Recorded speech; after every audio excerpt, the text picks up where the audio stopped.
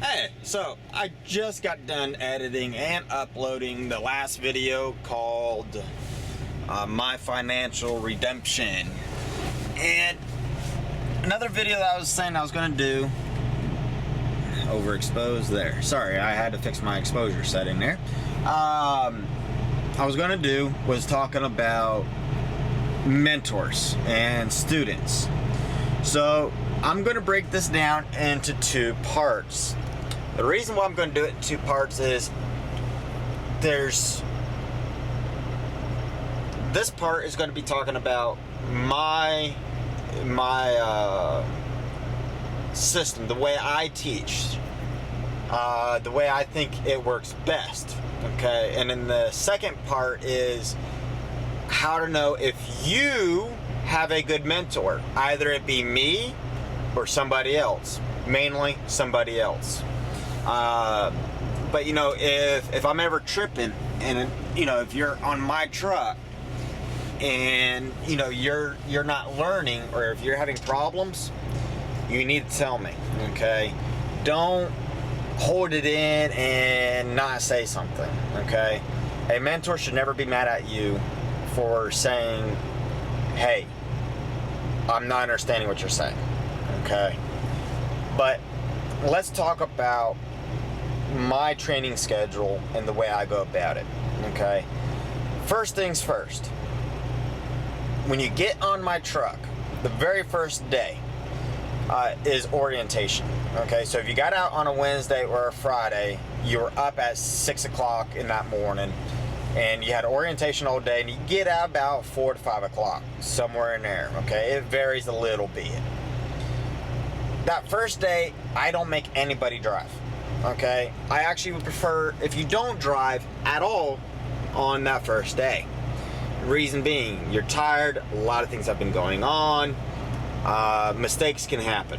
So that first day is me showing you the truck. We'll do a pre-trip, kind of show you all the little switches, the mechanisms, because you were in an old truck, you know, through your school, and so you really don't know kind of what you're looking at when you get into a modern truck, a brand new truck. So that's kind of what we do. And then we talk about the Quadcom, we get you signed in, I show you the screens, we go through the whole ordeal. Okay, that's the very first day. Beyond that, there's nothing else we do. Then the next day is when we actually go to work. And when we go to work, this is generally, let me turn on the cab light, let me see if that helps. No, it doesn't. Generally, what we end up doing the first week is I don't like to do a lot of miles. Okay, driving straight down the highway, that's easy as pie. Okay, it really is. I want to find out in the first day where you're having problems. So generally speaking, I try to do a short run that goes into the city with a little bit of highway and a couple backs. Okay, so a few store backs. And doing it like that, I kind of see how you're doing on the highway. Okay, are you maintaining proper, you know, following distance? How are you in the city? Are you able to go around turns? Are you maintaining, again, proper following distances? And can you hit your docks? Chances are you're not going to be able to hit your docks, and that's perfectly fine. So after that, we sit down and we make a training plan for that week. And I kind of talk to you at the end of that day, and we might set up a little course on the yard where you have all the room, no traffic, no cars, no nothing. And we'll practice some of the things that you're having some trouble on. Okay. And then throughout that week, you know, kind of we find out what your major problems are and we fix them. Then going into your second week, we start to work on your smaller problems, things that we really didn't talk about too much, that weren't really a big problem, and we start to fix those. You know, that would be like staying in your proper lane, because in the first week you might be all over the place. That's normal. In the second week, I'm going to start giving you minor corrections, like, hey, you're a little too far this way, try to bring it towards the center, things like that. That might actually start happening at the end of your first week or your first 50 hours, just kind of depending on how you're doing, okay? But, the second week we start to do minor corrections to get you where you need to be. Your third week on my truck is called polishing.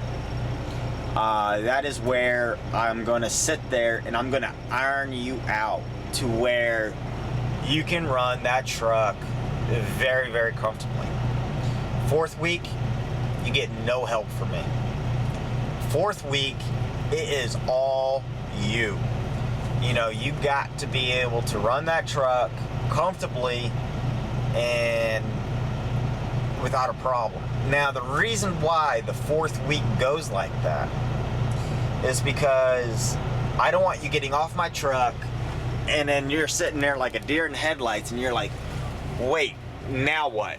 Okay? Because I've seen too many drivers before I start, whoa, that was a close up, woohoo! Too many drivers that were getting off their mentor's truck, and this is even before I was a mentor.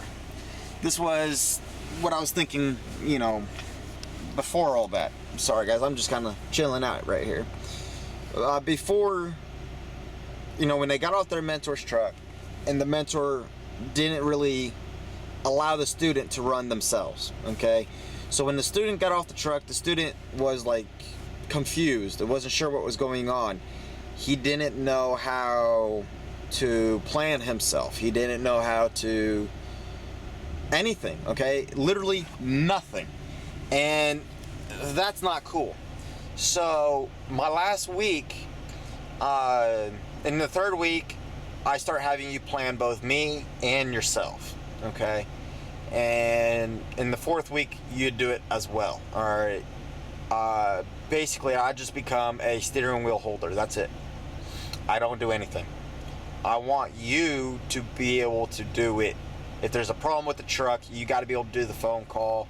If there's a problem with the trailer, you have to have clear communication. I want you to do it. And so the fourth week, it's more like, pure team, except you're doing all the thought process. Now, that doesn't mean if you have problems, I'm not going to help you. I will. But, that's screwing up my lighting.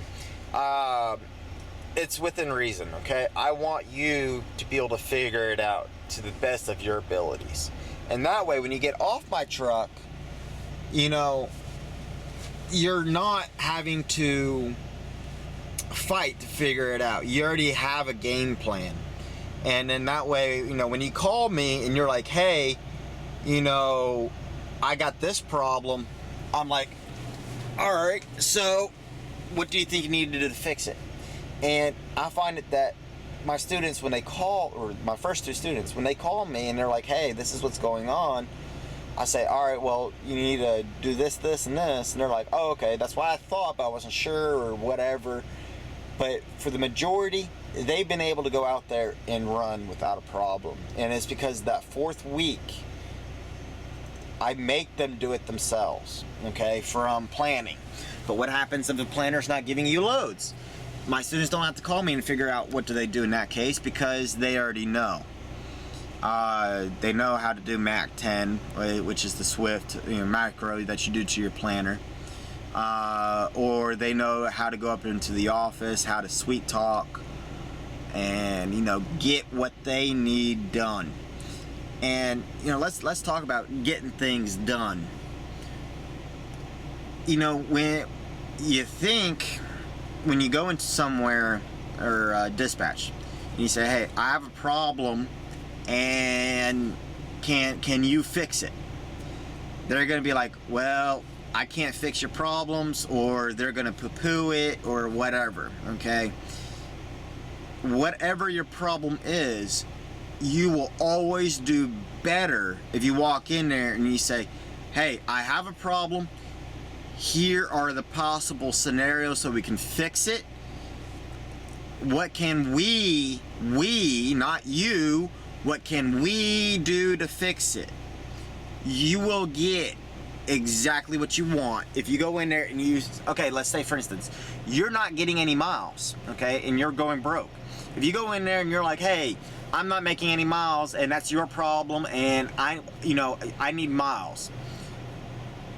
The planner's just gonna look at you and gonna be like, say what? That ain't my problem. That sounds like your problem. Versus if you go up in there and you're like, hey, I'm not making much money. Do you have anything that goes anywhere? I don't care where it goes. Do you got anything that goes to California? Do you have anything that goes to New York? Okay? If you're in California, ask for New York. If you're in New York, ask for California. Alright? If you're in the center of the United States, ask for something that goes to California and then goes to New York. Or something like that, okay? Don't go in there and be like, well, blah. But they say, well, we don't have anything going that way. Then say, all right, what do you have?